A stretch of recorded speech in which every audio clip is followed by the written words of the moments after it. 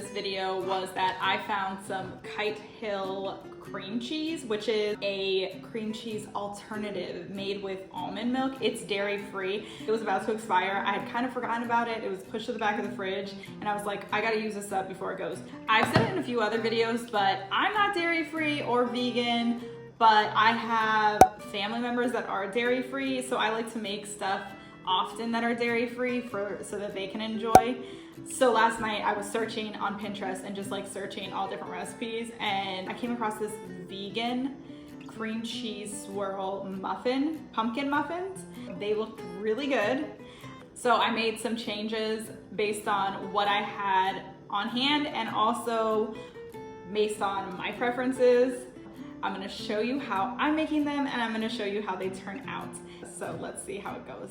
Okay, this recipe is really nice and easy. I don't think we're gonna need to take out the mixer. I'm gonna start with the wet ingredients. A 15-ounce can of pumpkin. Ah, it's so nice when it comes out like in one thing like that.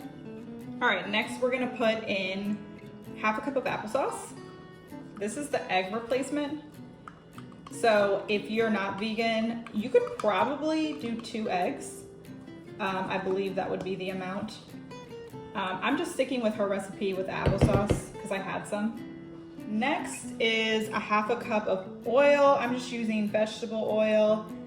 It actually called for coconut oil, didn't have it on hand. I'm pretty sure this should be fine. And like I said, when I'm like creating these recipes last minute, I kind of use what I prefer or what I have on hand. And usually, I mean, most things turn out really good, even though I'm substituting some things once in a while.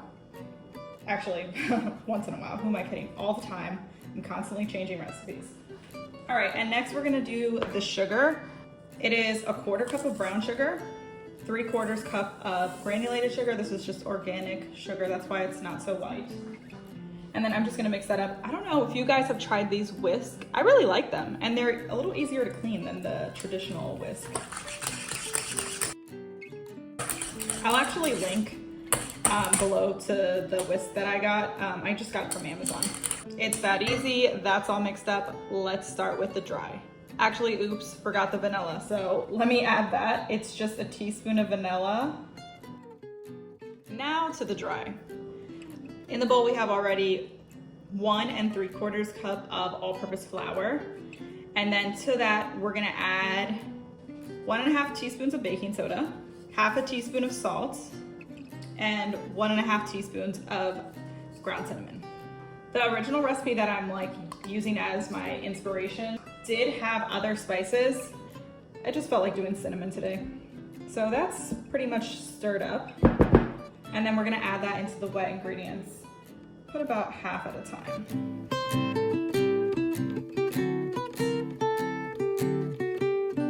Let's make sure all that flour got incorporated in there well.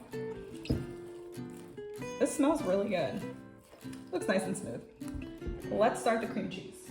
This is the package of the Kite Hill cream cheese. It's 8 ounces. And then this is a 1/4 cup of sugar.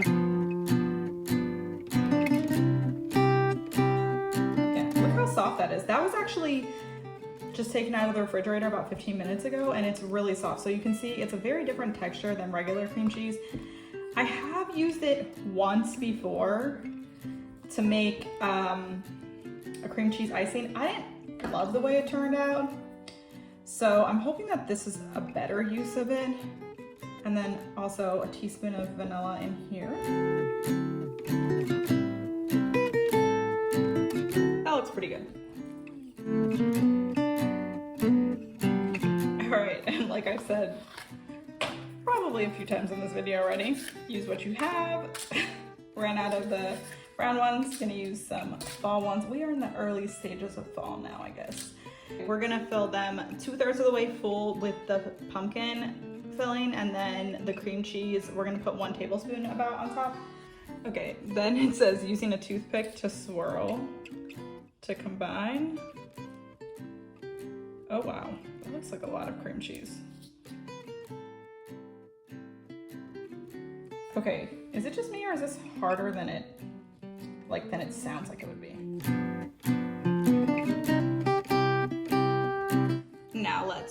pop them in the oven. It's supposed to bake for 20 minutes at 350. So this is a dark pan, so I'm gonna do it at 325. And then I do still have some batter, so I think I'm gonna get a few more cupcakes out of this. So I'll be back when they're finished. Okay, the muffins are done. They smell really good. Oh man. All right, so one thing that was interesting was that I noticed that the cream cheese, it doesn't sink like regular cream cheese. So the vegan cream cheese, I guess it's not as heavy as the regular cream cheese. Like in the red velvet cupcake video that I did a couple weeks ago, that cream cheese really sunk in there and got in the inside basically by the time it was done. This is definitely swirled on top. So it's basically almost like just like a topping kind of for most of them. So look at how the cream cheese looks on there. Okay, let me break it and show you the inside. Ooh, it's really, really, really soft. Time for the true test.